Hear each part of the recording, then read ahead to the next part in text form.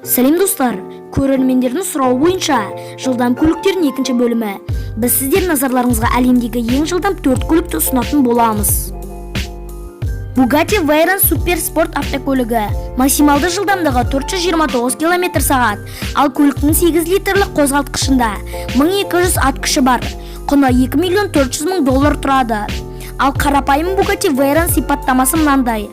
Максималды жылдамдығы 400 км/сағат болса, қозғалтқышы 1001 ат күшіне ие. Құны $1,700,000 тұрады. Apollo автокөлігінің максималды жылдамдығы 362 км, 100 км/сағатқа 3 секундта екпіндейді. 4 литрлік қозғалтқышта 650 аттың күші бар. Құны $450,000.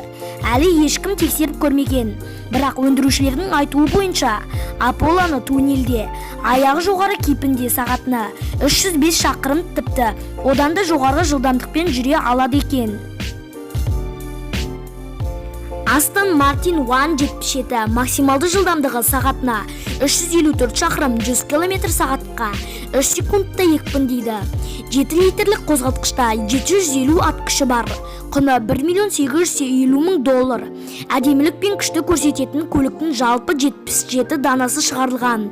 Көліктің аты да осыған байланысты 177. Әлемдегі ең жылдам көліктер топтамасының 9-шы орнын аталған көлік тағы да 2 суперкар бөледі. Lamborghini Aventador максималды жылдамдығы 354 шақырым, 100 км/сағатқа 2 секундта екпіндейді. 12 цилиндрлік қозғалтқыш 700 ат күшімен тең. Көлік моделіне 1999 жылы қазан айында әлемдегі ең жүйрік бұқаның аты берілген. Достар, сіздерге бұл видео ұнаса, лайктарыңызды басып арнамызға тіркеліп кетіңіз. Және де біздің қызықты мәліметтерімізді жіберіп алмас үшін қоңыраушаны басып қойыңыз. Және де пікір қалдыратын жерге өзіңіздің керемет пікіріңізді жазып қойыңыз. Ал ендеше сіздермен бірге болған бұл қызықты мәліметтер арнасы. Сау болыңыздар.